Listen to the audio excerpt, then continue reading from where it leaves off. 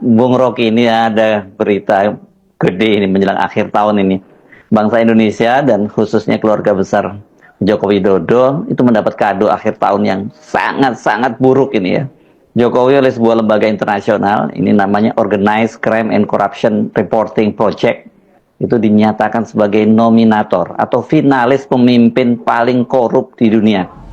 Pada akhirnya sejarah memalukan itu tiba di akhir tahun karena pemerintah internasional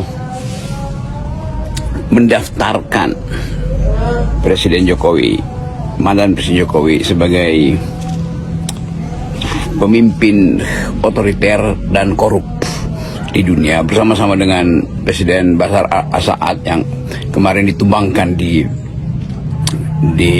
Suriah. Jadi kita sekarang ada di dalam paket yang menunjukkan bahwa seluruh akibat dari perjalanan politik Presiden Jokowi berakhir dalam catatan buruk dunia. Generasi per generasi akan ingat bahwa inilah satu era ketika seluruh olok-olok, seluruh satire, seluruh kritik dari masyarakat sipil akhirnya memperoleh resonansi di tingkat internasional. Jadi bayangkan misalnya dalam kurikulum, di dalam sejarah percakapan tentang korupsi, nama Indonesia ada di situ, yaitu nama Presiden Jokowi. Jadi sebetulnya apa yang sudah kita pamerkan ke luar negeri adalah keburukan. Apa yang kita catatkan di dalam global IDIS adalah ide yang koruptif, akan dibantah. Oke, silakan, mungkin Presiden Jokowi akan membantah semua hal itu, buzzer akan dikerahkan, headline akan dibuat bahwa itu hanya upaya luar negeri untuk mengacak-ngacak Indonesia, lalu survei akan dibuat lagi bahwa Jokowi adalah presiden yang paling bermutu di Indonesia. Tetapi sejarah dunia itu adalah bagian, atau sejarah Indonesia adalah bagian dari sejarah dunia. Tidak ada sejarah unik Indonesia. Indonesia bagian dari dunia, maka sejarah Indonesia adalah bagian dari sejarah dunia. Sejarah Israel bagian dari sejarah dunia, sejarah Amerika bagian dari Rusia. Jadi sejarah itu adalah satu garis secara panjang, long durée dalam ilmu-ilmu makro history.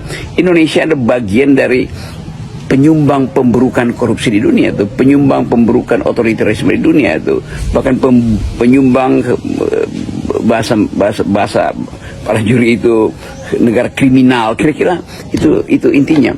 Jadi kita dipermalukan sebetulnya di depan mata internasional, dan sorotan itu akan membekas dalam catatan-catatan politik para peneliti yang akan mengevaluasi apa sebetulnya yang terjadi selama Presiden Jokowi memerintah, sehingga dia memperoleh label sebagai satu dari sedikit orang yang berprestasi di bidang kriminal korupsi, satu dari sedikit orang yang berprestasi di bidang perusahaan demokrasi. Jadi kalau kita yang ucapkan itu, ya mungkin kita ditangkap oleh undang-undang ITE, tapi silahkan tangkap mereka yang melakukan pemeringkat di tingkat internasional global. Ini kan Jokowi dinominasikan atau disebutnya sebagai finalis, ada 5 orang tuh. Tapi ini pemenangnya, dan ini yang banyak saya baca di kalangan netizen, disayangkan. Kok sayangnya Pak Jokowi kalah ya? Kalahnya itu sama Presiden Suriah Hafiz al-Assad yang baru saja digulingkan. Tapi dengan masuknya nama Jokowi di antara daftar 5 nama pemimpin paling korup di dunia itu, ini saya kira adalah justifikasi terhadap apa yang disampaikan oleh para kritikus Jokowi, termasuk para anggota para BM dari berbagai kampus, para tokoh-tokoh oposisi, dan tentu saja Anda, Bung Rocky. Lembaga pemeringkat korupsi dan kejahatan demokrasi itu apa judulnya, ICP, yaitu menunjukkan dengan tepat bahwa kenapa Presiden Jokowi masuk di dalam kategori itu sebagai penjahat demokrasi, sebagai pemimpin korupsi. Karena 2 hal. Pertama, Jokowi memakai dan memanipulasi hukum dan konstitusi untuk menguasai negara. Itu yang berkali-kali ditunjukkan dengan fenomena fufu fapa segala macam itulah. Yang kedua, menggunakan kekuasaan dia untuk menghalangi para pejuang demokrasi. Jadi korupsi dan kejahatan kemanusiaan itu satu paket. Dirumuskan dengan cara sederhana, korupsi adalah upaya untuk merampas kekayaan negara untuk kepentingan kelompoknya, dan korupsi adalah upaya untuk membajak demokrasi. Jadi baik, kembali lagi di channel GR 2045. Salam inspirasi, salam NKRI, harga mati. Nah, teman-teman tentunya sudah mendengarkan penyampaian atau tanggapan dari saudara kita Rocky Gerung mengenai kasus atau terdaftarnya Joko Widodo sebagai koruptor terbesar di dunia. Nah, tentunya apa yang disampaikan oleh Rocky Gerung ini sangat menarik untuk kita bahas, bagaimana kita mendengar seksama, mengetahui betapa korupnya Joko Widodo. Saya tidak tahu pasti apakah itu benar, tetapi apa yang disampaikan oleh Rocky Gerung ini sangat ada benarnya. Nah, jadi menurut saya koruptor ini adalah suatu upaya yang merusak negara dan merugikan masyarakat.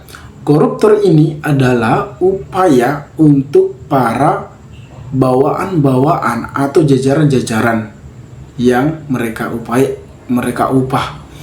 Nah, jadi ketika ada para koruptor yang benar-benar merugikan negara, artinya dia sepantasnya sudah dipenjara dan ditangkap dan diperiksa oleh KPK. Jadi, apa yang disampaikan oleh Rocky Gerung tadi, bahwasannya Jokowi ini adalah bermain di saat dia masih menjabat sebagai Presiden Republik Indonesia. Dia memanfaatkan kekuasaan yang telah dimilikinya di saat masa jabatannya. Dia manipulasi segala hukum-hukum yang ada di Republik Indonesia ini. Itu yang disampaikan oleh saudara Rocky Gerung, yang menurut saya juga ada benarnya.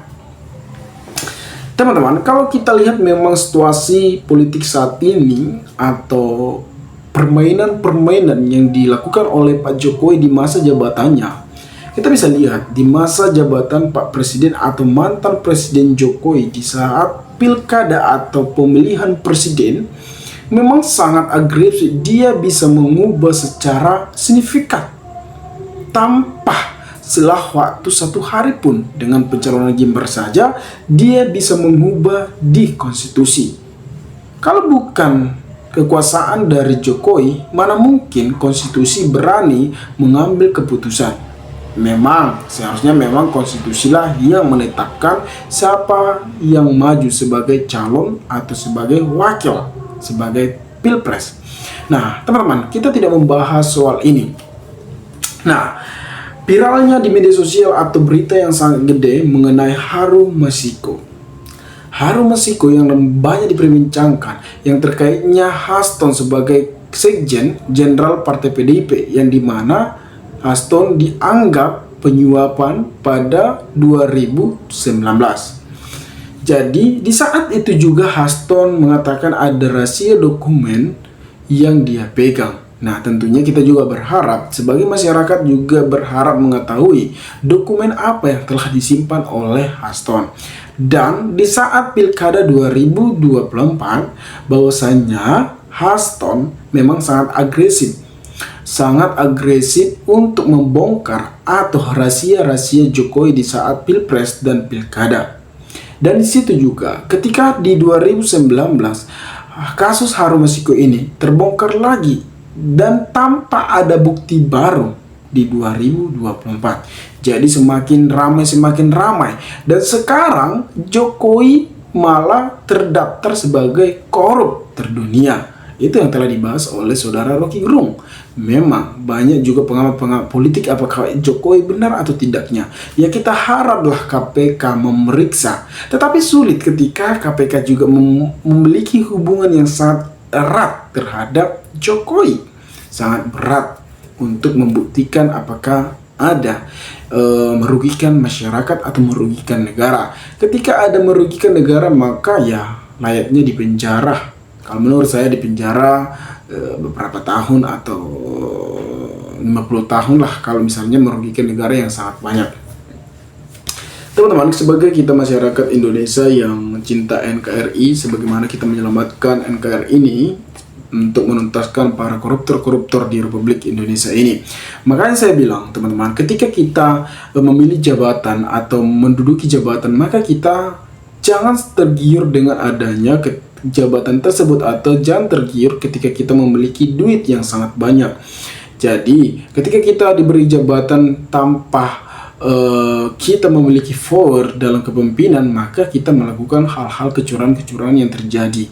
Mungkin kita juga memberikan apresiasi terhadap Jokowi atau memberikan hormat terhadap Jokowi karena sudah memberikan terbaik di Republik Indonesia ini. Tetapi ketika sudah terdaftar dia koruptor, maka kita sebagai masyarakat juga akan kecewa.